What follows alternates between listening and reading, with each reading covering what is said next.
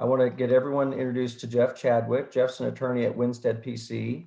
I've known Jeff for quite a few years, and Jeff has actually presented to our chapter before, not through Zoom, but in our face-to-face live meetings in the past, our breakfast meetings, which God willing, we'll be having again very soon at this point in time.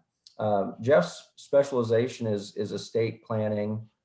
He's licensed in both estate and probate law.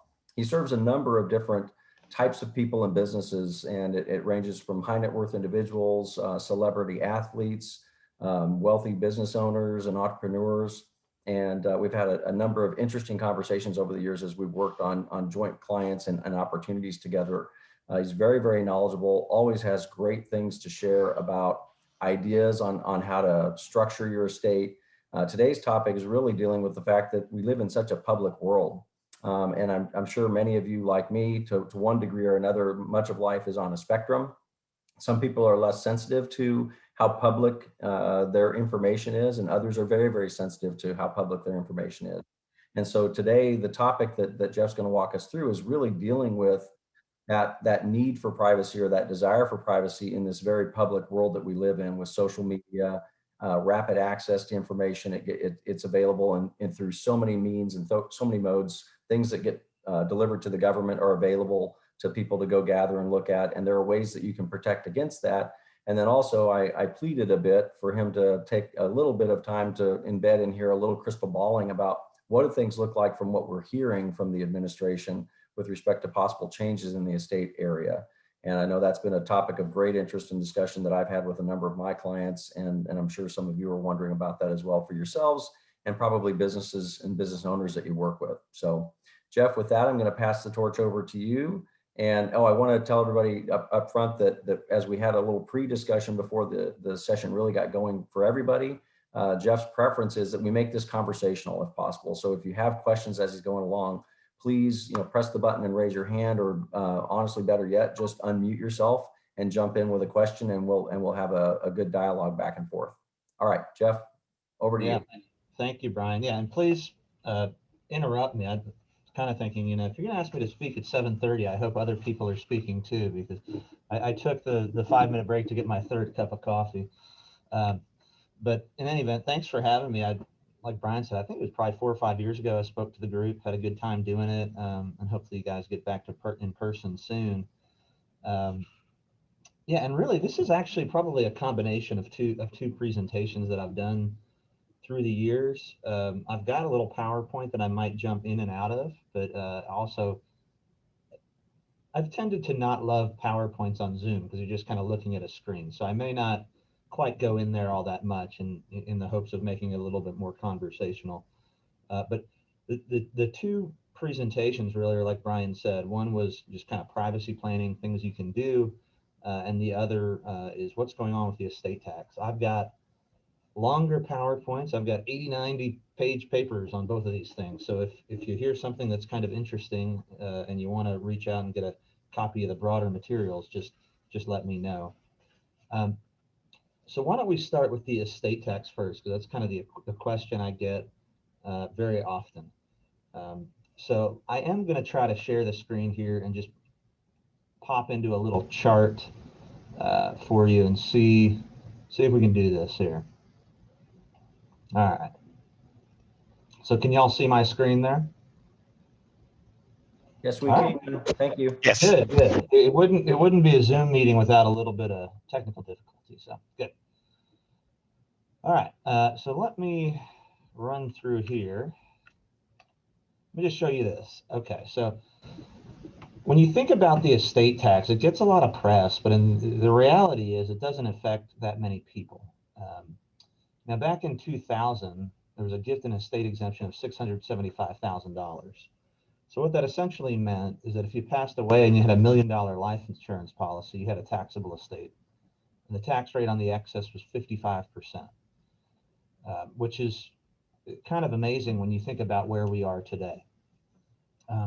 Where we are today, there's an $11.7 million gift and estate tax exemption.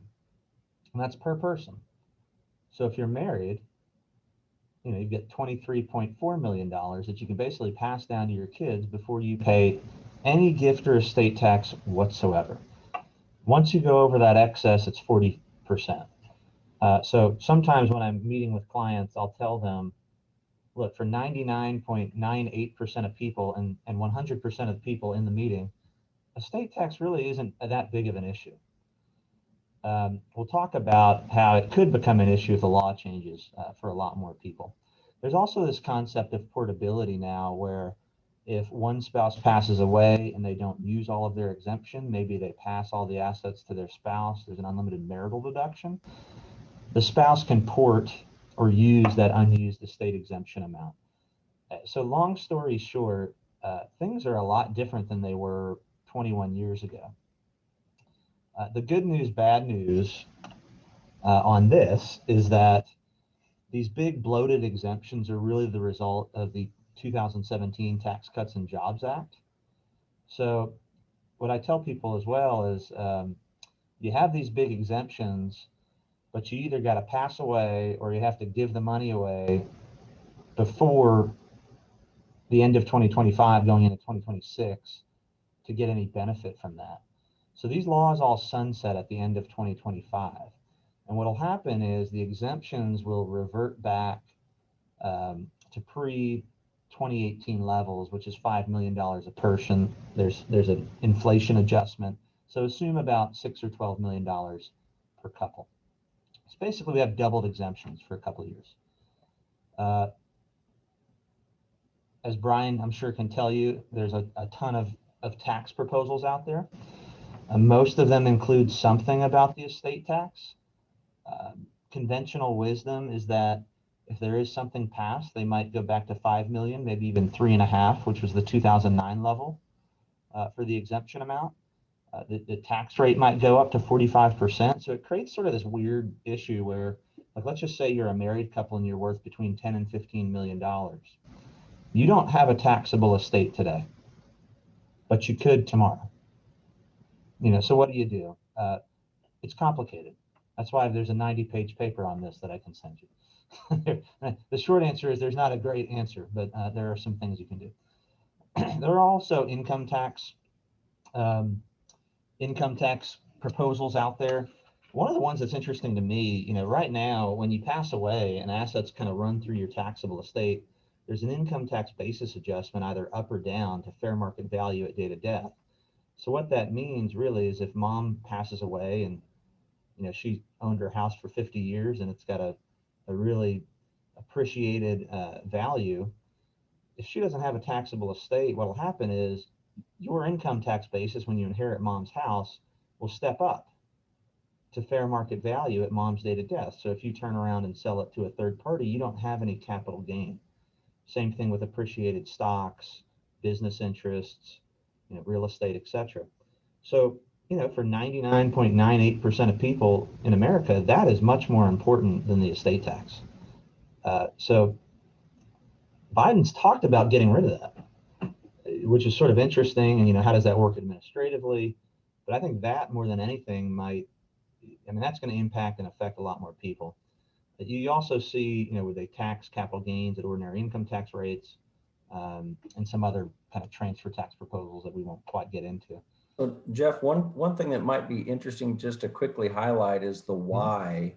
When the basis step up at date of death came to pass, my understanding as to the why, it might be a little bit different than yours, and maybe we can just give a little color. I think things resonate and stick with people better if they understand the why. So from a policy perspective, the reason is that if you go back to those levels he was showing you in 2000, when the estate tax really applied to a lot of people very easily, there were many instances where families were faced with almost ultimate disaster, right? The business that maybe it wasn't even that large of a business. Maybe it was a business that had a value of 1.75 or $2.5 million, and it was subject to the estate tax, and they had no liquidity. So they had to sell the business in order to be able to pay the estate tax.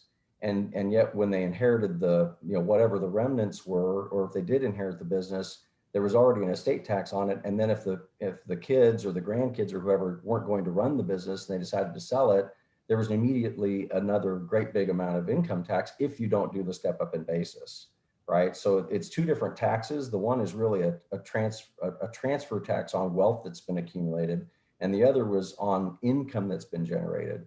And so from a policy perspective, I believe the reason, if you go back into the committee reports, the reason that Congress did that was to avoid that double whammy that happens on date of death if the estate tax applies, and then if there's a transfer after that for income tax purposes, say, hey, well, let's neutralize that if there was a state tax that was paid. But we're now living in the exact opposite world of that, where policy wise, it's really not a policy. It's just the way that they overlap. Now there's really no estate tax, but there's still a step up in basis. So if the kids, grandkids sell everything, there's no income tax either. So the federal coffers aren't getting anything. Jeff, do you have anything to add to that? My recap on that reasoning or policy behind it may not be exactly right, but that's been my way of thinking about it for a long time. Yeah, and thanks for jumping in. I mean, it's I think it's kind of the double whammy situation where, if you run something through your taxable estate, you're essentially paying your pound of flesh when you pay estate tax, but the offset is that you get this income tax basis adjustment. Everybody calls it a step up, although it could go down if you got depreciated assets as well. But and so for a while, the estate tax rate was 55%. The income tax rates were down in the 30s. And so you would, if you were a wealthy family, you would always try to avoid estate tax rather than pay income tax. And now you have the estate tax rate at 40%, and income tax rates have creeped up. And I mean, we're lucky to be in Texas, but I mean, if you're in California or one of these high income tax states, your income tax rate is going to be a lot higher than your estate tax rate. So it's become much more of a decision point as to how you run things through your estate if you're in a taxable estate situation. And so, yeah, it'll be interesting to see what happens, because I think it's kind of a careful what you wish for situation. I mean, you hear these normally when you see like let's kill the death tax type bills, they're coming from these rural areas where they're really complaining about farmers and farmland, and it's not very fair if your family owns a bunch of land or a business, and then all of a sudden dad passes away, and now we've got to sell the business or the land just to pay the tax, the estate tax. The reality is there were 1,800 taxable estates total in 2018 in the whole country. So it really doesn't impact that many people, but we'll see what happens. And in my world, we deal with clients all over the map, but a fair number of them have taxable estates or may have them. And so what are they doing? Everybody's kind of bracing for lower transfer tax exemptions. So for that number to go down, either because we get to 2026 or there's legislation before that, bracing for higher rates. So a lot of what we were really busy at the end of last year because these are use it or lose it amounts. So, let's just say you're $100 million, guy or gal, and you haven't used any of your gift exemption. The notion would be, let's make big gifts and use this gift exemption while it still exists before it gets cut in half. And then you set up a vehicle for your family, typically a trust, where the assets grow out of the taxable estate. All of that future appreciation is not subject to a 40% estate tax. And that's kind of the world that I live in. And there's a lot of techniques around that. There is some concern that if there is like a passage of tax laws, that it could be retroactive to January 1st. And the fear would be, I make a big gift today, say I give $5 million away. I wouldn't do that for a number of reasons, chief among which is I don't have $5 million. But say your client gives $5 million away. What happens if the gift tax turns retroactive to January 1st? There's a lot of techniques around that. So, I don't have a crystal ball. What I do tell clients sometimes is all you got to do is tell me when you're going to pass away, what the tax laws are going to be, and how much money you're going to have, and it's very easy. But beyond that, since none of us can do that, really you just kind of have to plan with what you have. And so I didn't want to spend a ton of time on that just because I realized that it is a very small subset of folks who really need to worry about that stuff. But it's interesting, and it's kind of the playground we're in on a day-to-day basis. But before transitioning over to privacy, does anybody have questions or comments on kind kind of the estate tax, where that's at, where income taxes might go. If anybody, any CPAs want to jump in on what they're seeing, reading the tea leaves, just sort of open it up for that before transitioning to some of the privacy conversation. Well, Jeff, I'll raise a question. So even revocable versus irrevocable trusts don't really solve the estate problem, because they're considered part of the estate. Well, an irrevocable trust might. So a revocable trust, I set a trust up, I have the right to change it, pull assets in and out. Mhm. That's treated just like I own it for estate tax purposes. Mhm. An irrevocable trust, particularly if you set it up for somebody else, your spouse, your kids, grandkids, etc., that's a gift. So what happens is, like, let's just say I set up a $10 million irrevocable trust, and I put $10 million of assets. I make a $10 million taxable gift. That gift eats into my 11.7 estate tax exemption amount. Right. You got 1.7 left.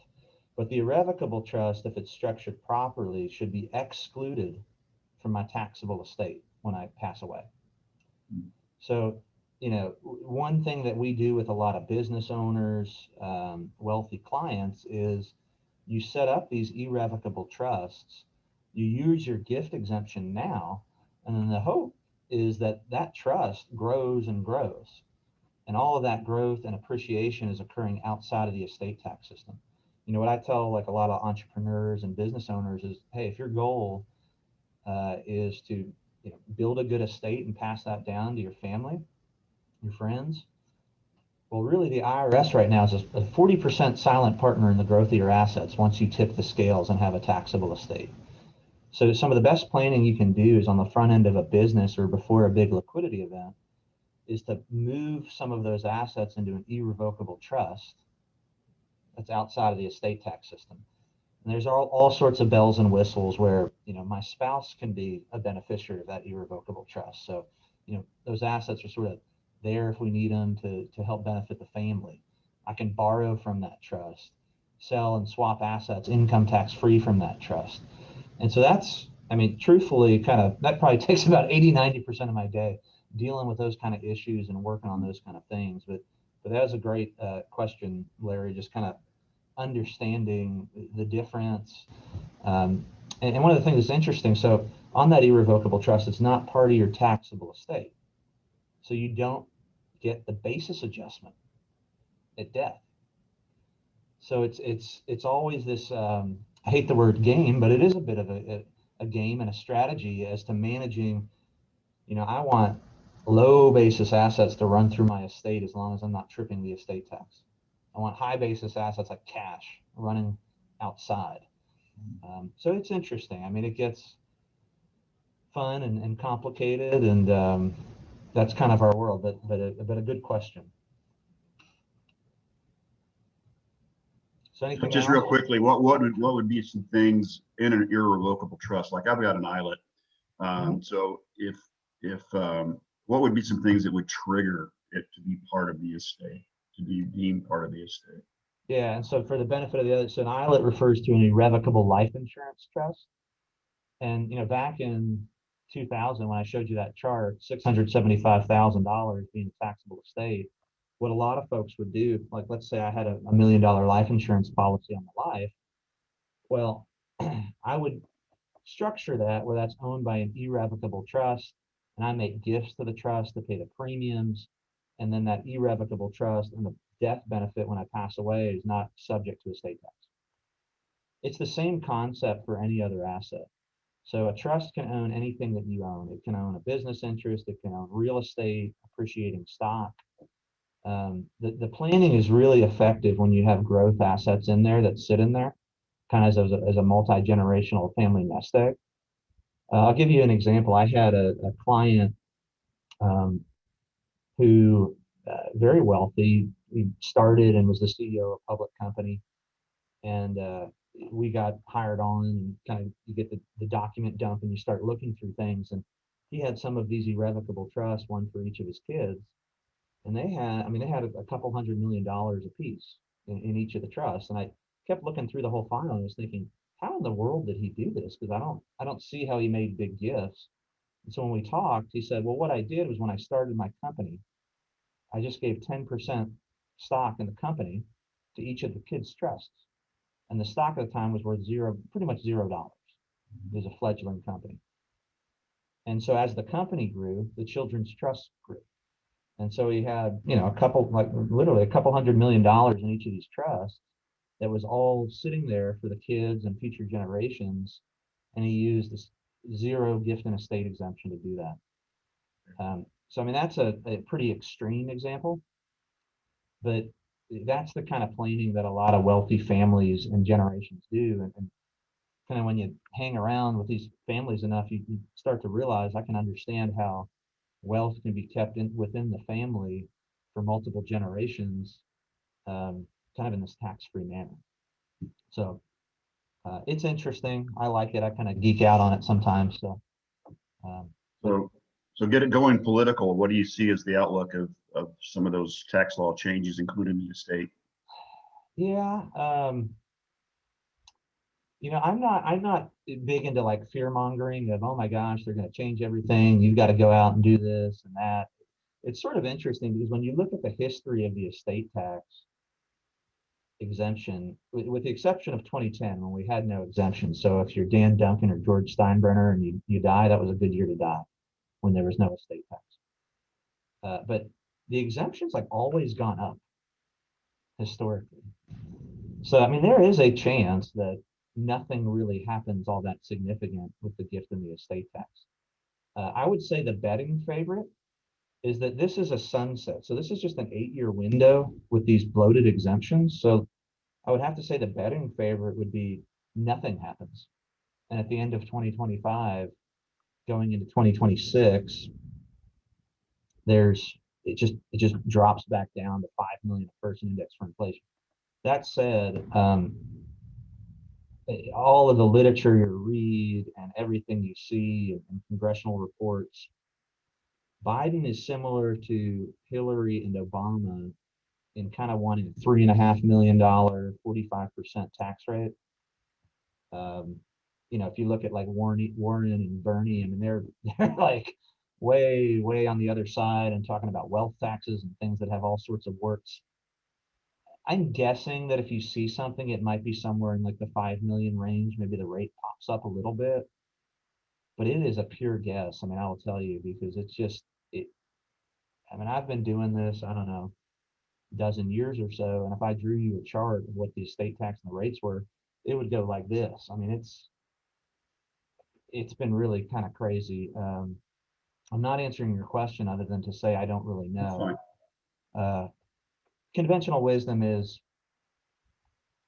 the exemptions are likely going to decrease either because of the sunset or because you have a Democratic administration with a pretty big agenda to do that. Brian may have some other thoughts. It sort of goes part and parcel with the income tax proposals, I would think. Yeah, my personal take is similar to yours, probably a little bit tilted more towards I think that there's enough support politically to make the change that I personally expect that the change will happen. And I think it's either going to drop back sooner rather than later as opposed to sunsetting. I personally think it's going to drop back to the $5 million level or more likely the $3.5 million that was mentioned during the campaign. And that there's the political willpower to do that. And the executive branch and both sides of both houses of the legislative branch, I think are mostly aligned on wanting to make those kinds of changes. But it's still, you never know. You just don't. Well, it's kind of funny because when we sit in on a lot of these, Washington calls and just different experts all over the country, and when you look at like what are the priorities coming out of Washington, it's like COVID, racial injustice, healthcare, immigration, and once we solve all 4 of those, taxes. So I'm like, okay, that might take a while to solve those first 4, but in all seriousness, typically, I mean, most of these tax changes are going to happen through a process known as reconciliation. And they've kind of already used that bullet this year on COVID relief. And so just timing wise, in my head, I'm thinking this is much more of a third, fourth quarter item, especially because there's so much hair and so much involved in getting the legislation drafted up, that I would think if you see changes soon, it's going to be more like January 2022. and not looking backwards. I'm sort of bracing. This happened. This has happened before, where these exemptions are sort of set to fall off cliffs, and what ends up happening is we get a lot of calls on December 30th, wanting to move a lot of money and do a lot. So I'm bracing for a very busy end of the year because of that. But who knows? I mean, we'll see what happens. It's interesting. They keep changing the law. That's good for us, bad for taxpayers. I wish they kind of just pick something and stick with it, and it's very easy to plan from that.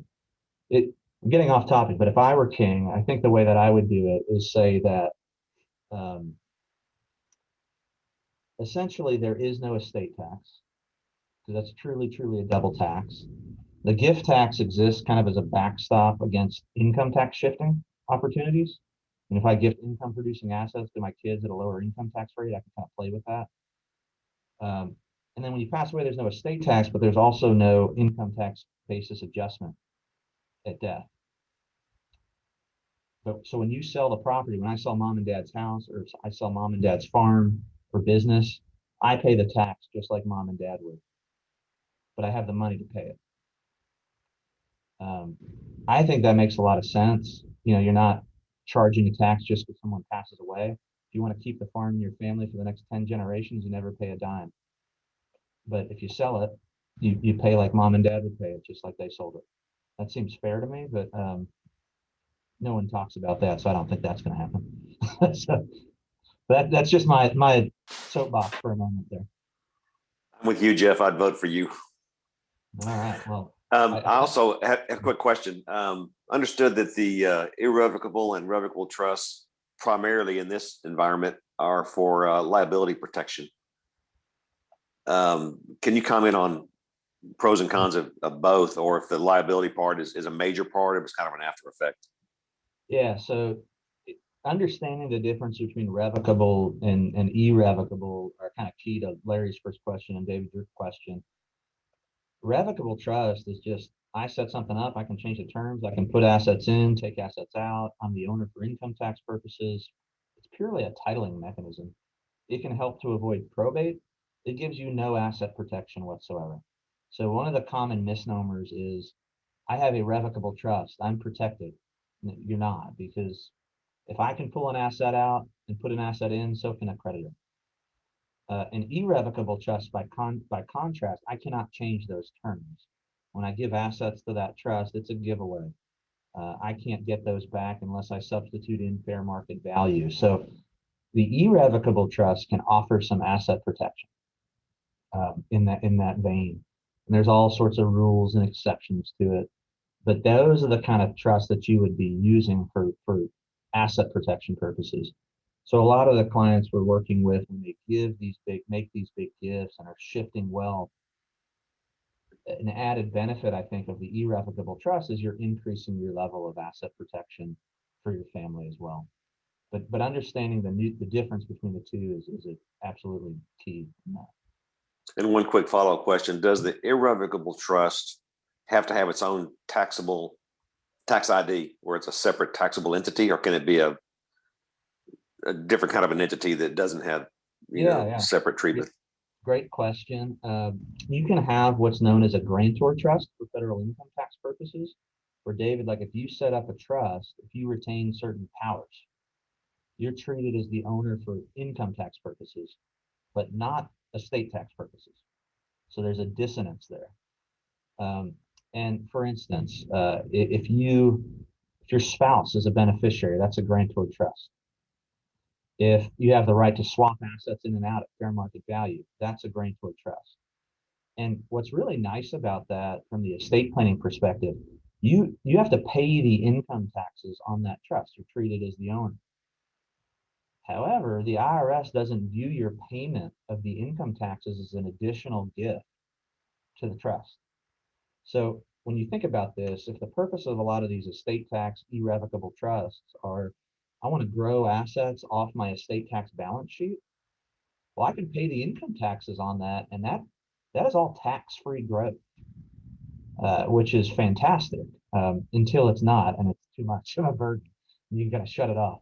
But for those grantor trusts, a lot of times we'll use social security numbers for those, just your social security number. Doesn't have a separate taxpayer ID, doesn't necessarily have to file a separate income tax return. Different CPAs will have different preferences on that. But one of the nice things too is not only can I give assets to that trust, I can sell assets to that trust. And because I'm treated as the owner, it's not a capital gain event on the sale.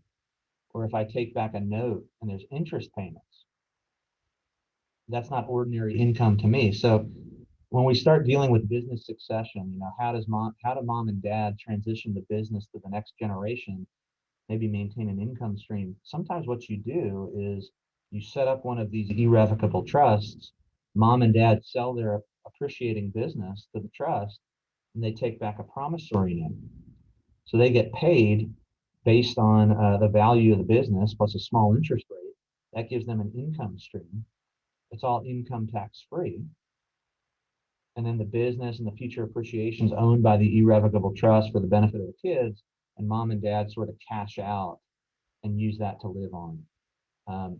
That's called an installment sale to an intentionally defective grantor trust. They call it intentionally defective because all these grantor trust rules were set up a long time ago to prevent all this income shifting. And then smart, lawyers came up with the idea of, well, we can really use that as a sword instead of a shield. But I don't typically tell clients I'm giving them something that's intentionally defective because that just sounds bad. I just call them grantor trust. But sorry, I'm kind of getting off field here, but good question. So anything else? It spent more time than I thought we would on that, but that's interesting. That's kind of the stuff we do every day. If you guys have questions on it, just reach out to me, give me a call. Happy to run through stuff with you. It's really interesting when you get into it, and it can be really, really powerful in the right situation. But anything else? I don't want to bury the lead on privacy planning. I want to get at least a couple minutes in on that, but happy to chat on income tax and transfer tax planning as well. So, all right. So not hearing any, let's make a rather unsmooth transition. This next kind of part of the talk, I developed this talk, I don't know, 3 or 4 years ago, and it's kind of presented it all around at different state planning councils and CPA forums and things like that. And the whole idea is that, it's so easy to access public information right now, just with the internet and with everything else that, and it's even more so now that we're doing everything electronically for the last year and virtually, that, what do you do? How can you protect yourself and your family and increase your privacy? So I'm going to share the screen just a little tiny bit here and just give you a couple things. So like I said, I've got like a very long paper on this if you're interested in this topic. And when I've done it in the past, I would kind of actually go live onto the dark web and sort of show where you can buy guns and drugs and stuff. It's sort of interesting, but I was very afraid to do that over Zoom and was fearful of the technology. So we're not going to do that today. But in any event, I think all of us, and it's actually guaranteed, it's implicit in the Constitution. There is a basic right to privacy, and if you read through different constitutional case law, it's out there. The need for this kind of planning is only going to go up. And what's interesting, everything I talked about for the first half of this talk really was geared towards really wealthy families and individuals. This is the kind of topic and the kind of planning that I think, it's good for mom and pops, good for the wealthiest folks around. And so really, I think everybody has some innate desire to have a little bit of privacy. One of the things when you're looking at this to recognize, it's almost impossible to achieve absolute privacy. So a lot of this is a sliding scale. Some of the things I'm going to talk about, they'll get you more privacy, but they also require more administration. So finding a sweet spot for yourselves, for clients about, what makes sense for you guys? Can we remove some low-hanging fruit? And that's really kind of what we do. proactive planning is good, and like I said, the practical impact of things. So let's go through a couple of things. Revocable trusts. We talked about those. So a lot of times when people think about, I need to go get my will done, and I'm gonna stop sharing this for a second, just because, like I said, I kind of like the face to face. But so kind of where we start with a lot of clients is they come in, they're like, hey, I need to get my will done. And so a lot of estate plans are structured where, you and your spouse, you just have a will. It's a standalone will. When I pass away, here's how my assets are disposed. This is my executor, et cetera, et cetera. That's fine. That works. But what happens is when you pass away, if it's necessary to probate that will, which it typically is, that becomes a public record. So anybody can look up and see what you've done. Now, if you say, I give everything to I give everything to my wife and then my kids, well, who cares? Maybe that's not that big of a deal, but there are a lot of sensitive situations where, you really wouldn't want your estate plan to become a public record. Sometimes you see when celebrities pass away, you'll see these articles about this is how their assets are getting distributed. Like Jerry Lewis, he passed away a couple of years ago. I know that he had 6 kids. I know that he disinherited 5 of them and left everything to a much younger wife and their child. And I know that because he had his estate plan in a will that was probated and becomes completely a public record. So what do? What we do for 99% of our clients is you have what they call a pour over will and a revocable trust. Sometimes you hear them called living trusts. And the notion is that at my death, all of my probate assets pour over into this revocable trust. And the trust agreement is what has all the dispositive provisions of who's getting what and different things. And so what happens is when you probate that will, it doesn't really say anything. You don't have to probate the trust agreement. So all of a sudden, you've now privatized your estate plan. So it's very easy to do. Like I said, that's what we put 99% of our clients in. And so there's a kind of a lot of nuance to it. But if that, is a pretty easy takeaway. If you want your estate plan to be private, use a pour over will and a revocable trust, and just instead of just a standalone will. It's kind of that simple. There's some other kind of nice benefits to it as well. So think about, a lot of us have aging parents. I don't think any of us are aging on here. Everyone looks nice, young, and healthy. But what happens sometimes is, parents get older. It's just harder for them to take care of things. Kids kind of step up and get into that role. A revocable trust can be really nice for that because you can put mom or dad's assets into that revocable trust, the financial accounts, etc.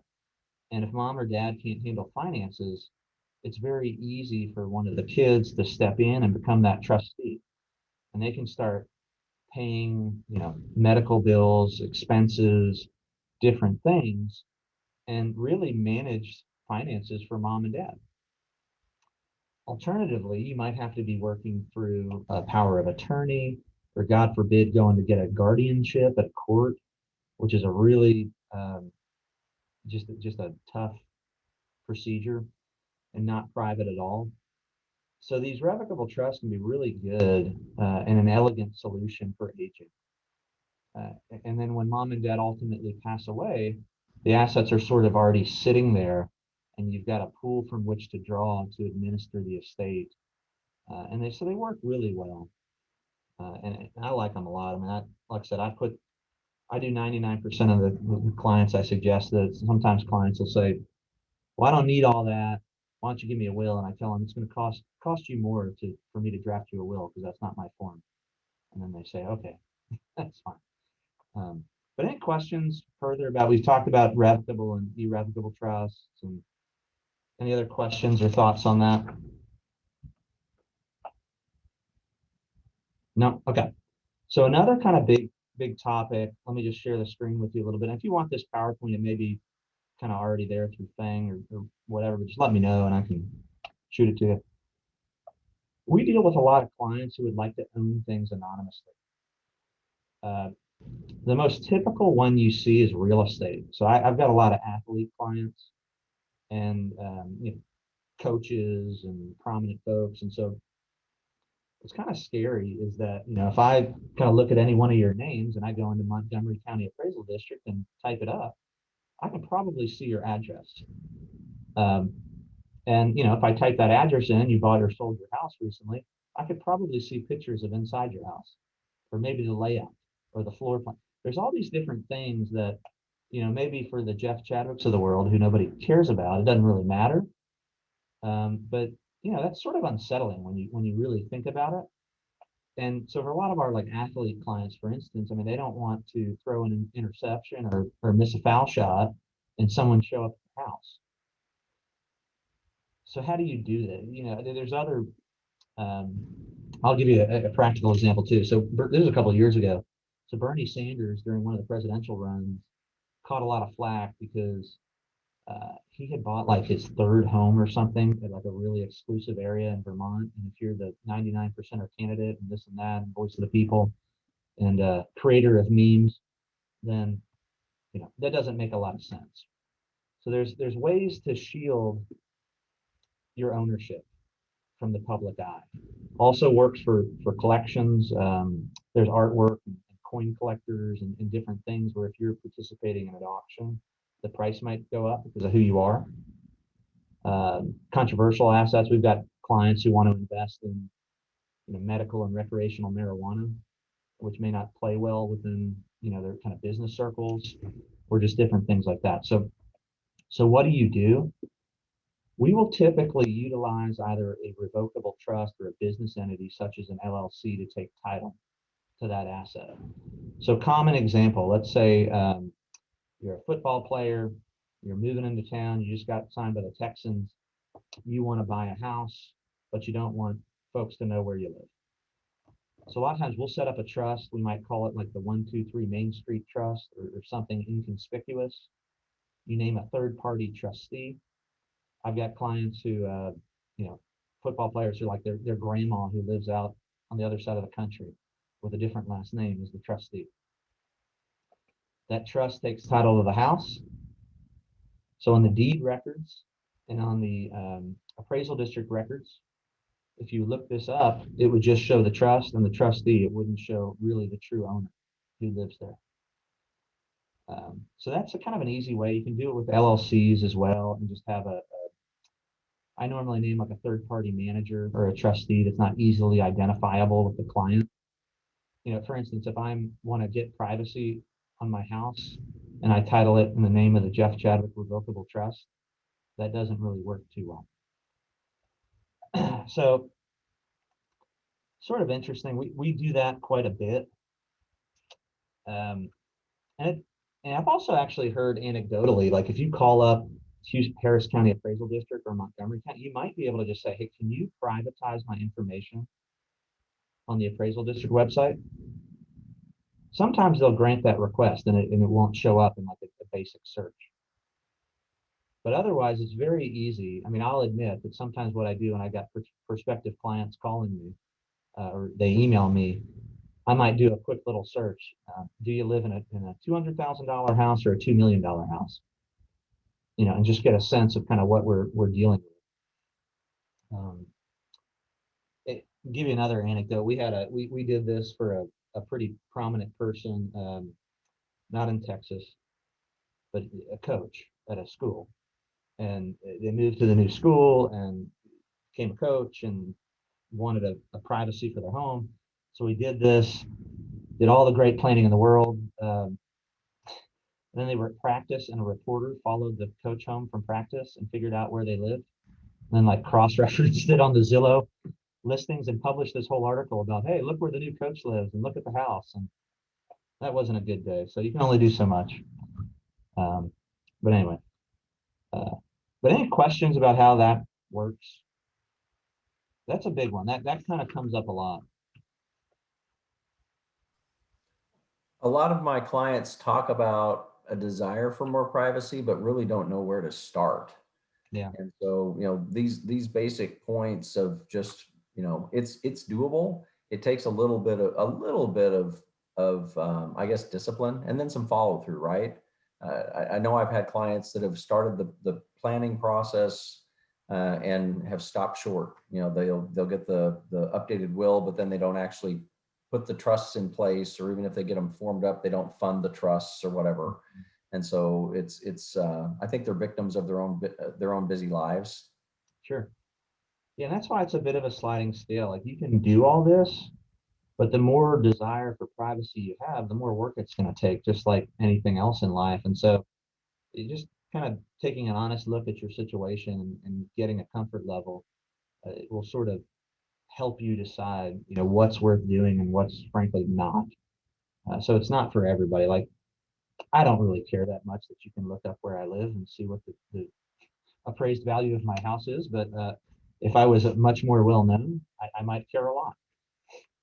So just kind of one of those. So Jeff, just as a practical matter, so you know, if you put everything rolling into a revocable trust or a living trust, so you know, at the time of death, and so how is that distribution, or to relatives or those that are parties of that will? How does that get communicated as a practical matter? Is it very limited information, or you either got this or you got nothing, or whatever it is?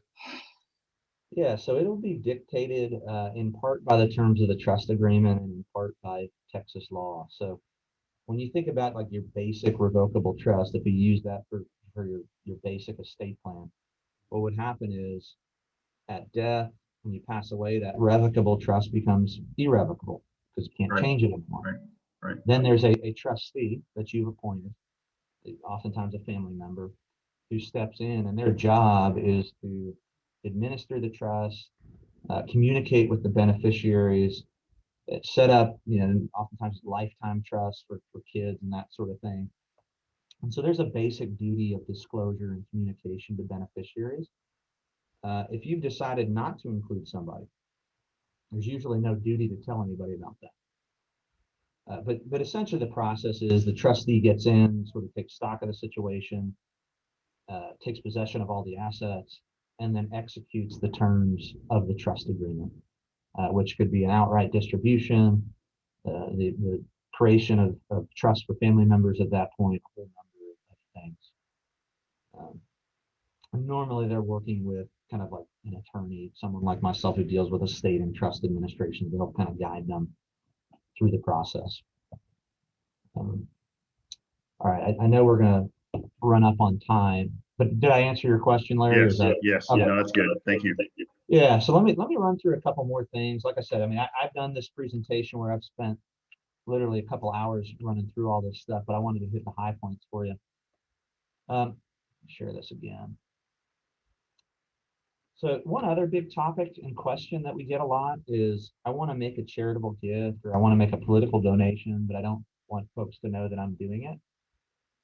This comes up a lot. I mean, just think about church, right? Like once you give to that building campaign, you're going to start to get a lot of phone calls, that kind of thing. Or you might, you know, people might start looking at you a little bit different, right? If they know that you've made a big gift. So what can you do? You know, one thing you can actually do, you can actually appoint an agent. Well, let me back up. The first thing you could do is just talk to your organization and say, look, I don't want people to know who've made this gift. Let's keep it anonymous. That's my preference. And you might get a comfort level just dealing with that organization. That's enough. And that's the easiest thing you could do. But sometimes you need to go a little bit above and beyond that. You can actually appoint an agent, you know, someone like an attorney, an advisor, even another, like a friend, who could make that gift for you and on your behalf. You should still get the income tax deduction for that, but you're kind of just placing a layer of privacy there. We've done it as well, where same thing, you funnel it through a revocable trust or an LLC, something where that's where the gift is coming from. Again, should still get the charitable income tax deduction. The other big one that we see a lot is, you used to see a lot of private foundations. You know, these wealthy families like to set up a foundation. They can make their charitable giving through that vehicle. It's good for multiple generations to kind of participate in that. That's all well and good, except they're a massive headache. You know, you've got really big investment restrictions on private foundations. Even though they're called private, foundations, you've got to file a 990 PF each year, which is a public tax return. And so I don't set up a lot of private foundations unless they're really, really substantial. I mean, when people ask me like, what's the right number? And I really think it's upwards of 10, 15, 20, 25 million type up stuff, because there's just so much administration. What we do a lot more of are donor advised funds, which are super, super simple. You can set them up at a number of different vehicles. Fidelity's got them, local community foundations have them. And essentially what you can do is just park funds over in your donor advised fund, at least under current law, receive a current charitable income tax deduction for that, and then give advice to the fund administrator to make gifts, charitable gifts and distributions over time. So as long as you're giving to charitable organizations, that works. And when you're a donor advised fund, you're not filing a 990 PF. You're not doing all the administration. Very, very easy. And so I like those a lot. There's all sorts of different examples of private foundations gone awry, much less so on the donor advised fund.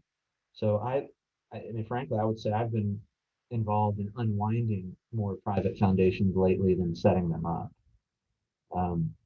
But sometimes you run into situations where a family, they've got an existing private foundation and they want to make a gift. And either, the organization's controversial, or sometimes, frankly, like the family or the client is a controversial person. I'll use an extreme example. Like, let's say you're advising the Trump family, right? And they want to make gifts. Some charities might be like, wait a second, I don't necessarily want to go that route. So what do? You can actually filter a private foundation gift through a donor advised fund. So think about it. The foundation makes a distribution. By the way, there's a 5% minimum payout on private foundations that don't exist in the donor advised fund. But the foundation makes a gift over to the donor advised fund. Their 990 PF reflects, I've made this gift. It satisfies my distribution. And then the donor advised fund is the one that ultimately makes the gift to the charity. So again, you're adding in a layer of privacy there, and that works well. Political contributions are a little harder. Hey, Jeff, on Yeah. donor advised funds, don't most of those have or all of them have a life? Like if you put X amount in it with a private foundation, you in theory that could live and live and live subject to the minimum distribution rules. But the donor advised funds, isn't there some maximum period of time over which the charitable organization, the fund itself, is going to say, hey, we have to disperse these funds by X date in the future or something like that? I haven't actually seen that under Okay. current law. I think as a practical matter, yeah, they don't want to just hang on to funds forever. But and one of the things with donor advised funds is they're almost sort of they almost sound too good to be true, which at a certain point you worry, are the rules going to change? But I have a lot of clients, for instance, I sell a business.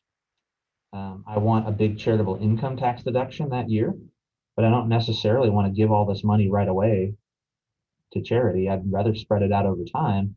But they'll set up a donor advised fund. Maybe I take $1 million of my sales proceeds and I put it there.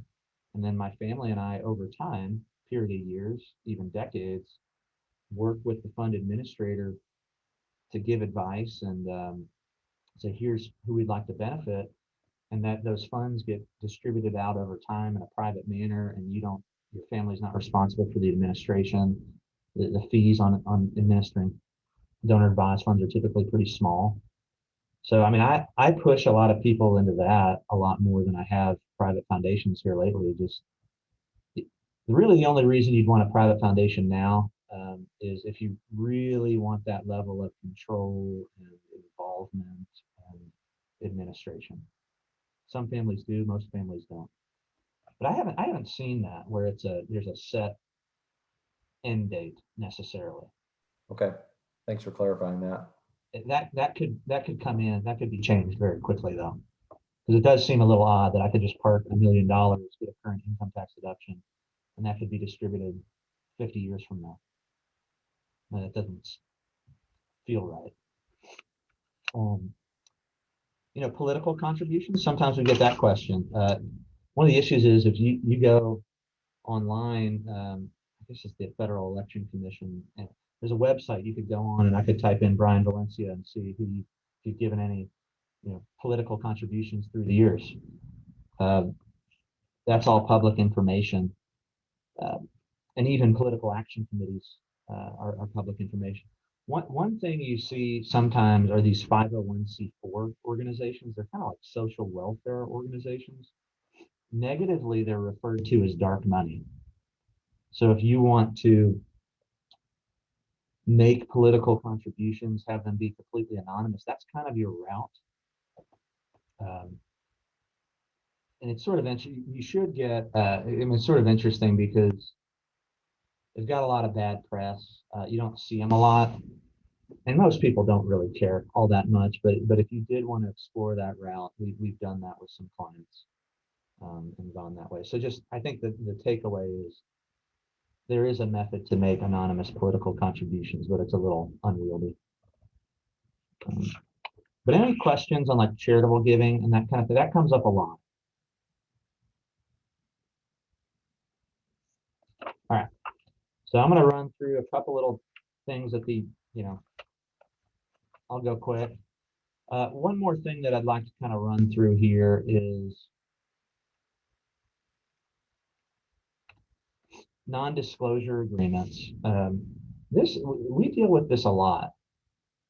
So these can be a very useful tool, obviously, to suppress information and maintain privacy. See them commonly in employer-employee situations. When you get up to really kind of well-known people, they may have their financial advisors, other professionals execute these, even medical providers. There's a terrible story when Joan Rivers was kind of on her deathbed.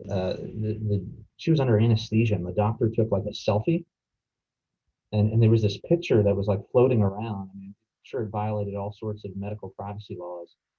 But there's all these situations where information gets out. And so what the non-disclosure agreement is really designed to do is say, look, it's basically a promise not to disclose information backed by a penalty. And the penalties can be anywhere from a disgorgement of profit. So if you write a tell-all book, we're going to take back those profits. It can be injunctive relief by going to a court, etc. But it's really designed to kind of give a legal remedy for when someone discloses information that they shouldn't. I do a lot of premarital agreements. You see these in premarital agreements all the time, where if we start fighting, we're not going to air our dirty laundry on Facebook. Every once in a while, you'll see these with like big social events, so like weddings for public people. You get your wedding invitation, you send back your +1 plus your NDA. Part of this paper goes through. There was an example where Justin Bieber was having a party, and so like before you walk in, you have to sign this non-disclosure agreement. There was another one where Charlie Sheen, this is kind of crude, but had a Cupid contract. So if you wanted to be with Charlie Sheen, you needed to sign a non-disclosure agreement. I did not put that one in the paper, but I thought that was interesting while I was researching all this. So we do a lot of that. I mean, it's just something to think about. Like, I think a lot of this is just educating yourself on what are some things that I can do. Maybe it's overreaching in certain situations, but sometimes it's not. I had a friend in law school who swore by, gosh, what was it? It was a certain drink recipe. It's either a Bloody Mary or something like that. And he offered to explain how he would make that, but he said, you need to sign a non-disclosure agreement. And I said, that's ridiculous. I'm not doing that. So some people take it to the extreme. Last kind of couple things here. Hey, Jeff, a question on Yeah. NDAs that I have is, just thinking back to contract law, what's Yeah. the consideration to make it enforceable?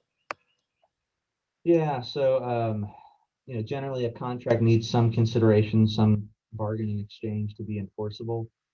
A lot of times it's I mean, like an employment is easy. You're an employee, I'm paying you. This is part of the deal.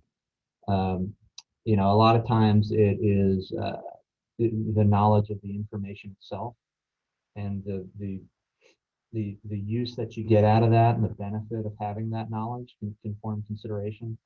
In the premarital agreement context, there are actually statutes out there that generally say, look, a marital agreement can be enforceable without consideration. But you don't need much. I think when you go through law school, they teach you like all you need, I think they call it a kernel of consideration. So when you structure these things, there's generally some recitation of what that consideration is, which is typically enforceable. There's a whole other topic on avoiding public litigation. You know, litigation's public as a general rule. You can get it to be private, but it's hard. And so the last thing you want to do if you're worried about privacy is getting into public litigation and a public fight. I mean, you could see it right now. Just look at Deshaun Watson. It's sort of an interesting issue that you know, all these women are bringing lawsuits. It's public. It's out there. Even if it's all completely false, it's now out there and part of the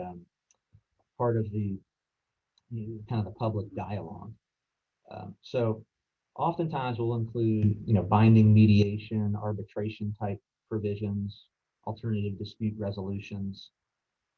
There are ways that if you do find yourself in court, you can privatize proceedings, but it's a really, really high bar. So I think just kind of thinking proactively about how to do that. You know, there's a couple of other things, but what I want to do is conclude and give you your kind of time at the end. So let me just kind of conclude with this. You know, this presentation was really designed to present to lawyers and other professionals. So some of these best practices are geared to that. But I think, you know, privacy is much more of a mindset than anything else. So some clients are really good at maintaining their privacy, and some are really, really bad.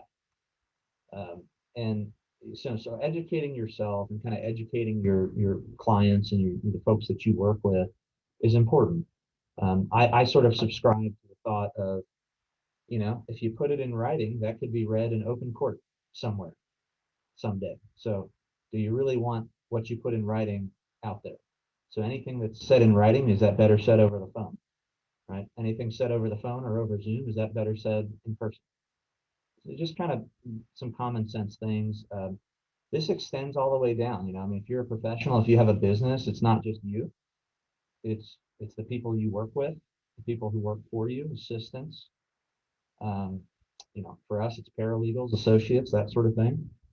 It's family members. If you're a wealthy family, you know, maybe you ought to tell your kid, hey, why don't you wait to post the African safari pictures on social media until we get back? I don't think we necessarily need to know. The world needs to know where we are and what we're doing. You know, at our shop, what we do is we take the confidentiality of documents and client information very seriously. We restrict access, privatize a lot of things, password protect. There's a whole other arm of this presentation that deals with cybersecurity. I didn't really want to get into it because, frankly, I'm not a cybersecurity expert, but that's a whole other topic. So, I mean, hopefully what we did today, outside of the estate tax issues and just kind of general conversation, though, was just give you a couple nuggets on privacy. Like I said, I've got a lot more information. If you're interested in it, just email me. I'd be happy to send information to you. But it is an interesting deal. We deal with it a lot. It's becoming more and more of a question that we get as public access to information increases. So it's just something that we deal with all the time. I don't have a snappy ending because I didn't get to my third cup of coffee. I was talking, but my snappy ending, I guess, will be what questions do you have, and or comments or discussion points, and it can be on privacy, estate tax, estate planning, whatever you want to ask or talk about with the time you have left. So Jeff, I have a question. So, you know, obviously with COVID, and a lot of people have probably gotten reinvigorated about or started to do, and I know I did this, to create kind of an estate plan, or at least put together a summary of assets and intents. And I found it extremely time consuming to go through, and even down to the granular level of finding passwords and accounts for, to make it easy for somebody to go find all my stuff and be able to get into it, and not have the administrative burden of having to go through all the probate stuff and everything else. But are you seeing that uptick in that, and also in with aging parents as well? I'm doing that with my parents that are in their 80s, and it's a challenge because they're very protective, and then maybe that's that generation, but of wanting to not share that information. Well, why do you need to know that? Why, that you just go do this, and well, it's not that easy. Yeah, no, great comments, Larry. It's we are seeing that a lot. I mean, I think with COVID, it was interesting. Like, we were slammed all last year. It was tax planning, but it was also just, I think, people being around their families and kind of thinking about things, and in the rare occasion, writing out certain people and that kind of thing. But I mean, it was, I think, a lot of time for reflection. And when you think about this thing, things that we got busy. So yeah, we are seeing that. And kind of one of the things that you touched on, you can have the best will and revocable trust and everything else in the world, but it could be really hard to implement if there's not some sort of a playbook or level of communication with the folks that you leave behind. So for instance, we're seeing this a lot more where, man, dad died. I have no idea how to get into his bank account. I don't know, his email. He's got a Facebook. I mean, all this stuff that didn't exist 20, 30 years ago. There are some laws that are slowly starting to creep through state legislatures. There's a uniform act. It's called the Fiduciary Access to Digital Account Information Act or something like that. UFADA. All these legal terms have an acronym. But basically what it says is, if you're an executor or you're a trustee, you have the right to kind of go in and get access to passwords and deal with the administrators. It works a little bit, but the problem is a lot of that is controlled by terms of service agreements. So like if you sign up for a Gmail account and then you get that big, do you agree to the terms and conditions that's 80 pages long that nobody ever reads? That'll have actual things in there that deal with, if you pass away or you're incapacitated, here's how people can get access or not to your information. And so there's all this stuff. My personal advice is that when you do estate planning, it's much more than the will and the revocable trust and this and that. And it's kind of hard because you don't get a whole lot of benefit from it yourself other than peace of mind. So it's not like I need a new deck out back. I can see that and walk on it. I need a new couch. I can live in it and see it. I mean, people are okay spending money on tangible things and spending time and energy. So the way I try to phrase it sometimes is, really what you're doing is you're giving the gift of organization to your family and making things easier for them. And so I encourage people to have their password managers. There's a lot of people just have kind of a old-fashioned, hey, here's a list. These are all my passwords. This is who you call. I keep it in my desk drawer right here, or I keep it in the safe at the house, and just thinking proactively about it. And so a lot of clients will do that. Kind of, Larry, it sounds like what you're going through. Just here's the order of business if something happened to me. And it's not fun to do. Nobody wants to do that, but it's powerful and it works really well. And kids and family, they'll appreciate that, and it'll save them time and money and heartache. So it's just kind of one of those things. Then dealing with your parents, culturally, Americans don't like to talk about wealth. And it's not something you talk about at the dinner table with generations. So that can be a difficult conversation where you don't want to pry, upset, but it's important. I mean, that level of communication, I think, is important. So we do a lot of family meetings and help with that kind of multi-generational thing. And there's no one size fits all for everybody. It's a little bit different. Sort of rambling. I don't know if I answered a lot of your questions, but Hey, Jeff, as we're wrapping up here on time, can you make sure, I was looking away at my other screen. Did you display a page that shows your contact information? Oh, yeah. I don't think I saw that, but I did glance away a couple of times, and I hope Hey, I there did. you There you go. So yeah, I really encourage people. Hopefully everyone got a lot out of this. Jeff is just, he's really just scratching the surface on the kinds of things that he can do and help with. So if you personally have some need or know somebody else that might have some need, please get in touch with Jeff and see how he can be helpful. Yeah, thanks for the opportunity to chat today. I mean, I spoke to this group a while ago, and always appreciate the opportunity to chat. And Brian, when you mentioned Gil Staley and Jason Kane, I know both of those guys. They're both great speakers and even better guys. So I think you got some great speakers lined up. If I can answer any questions, like I said, I've got a lot of information that'll likely put you to sleep. But if you're interested in this kind of stuff, just shoot me an email. I'd be happy to send you kind of the longer form PowerPoints and the papers, or if you have any questions on it. I mean, it's kind of what we do every day. So happy to help.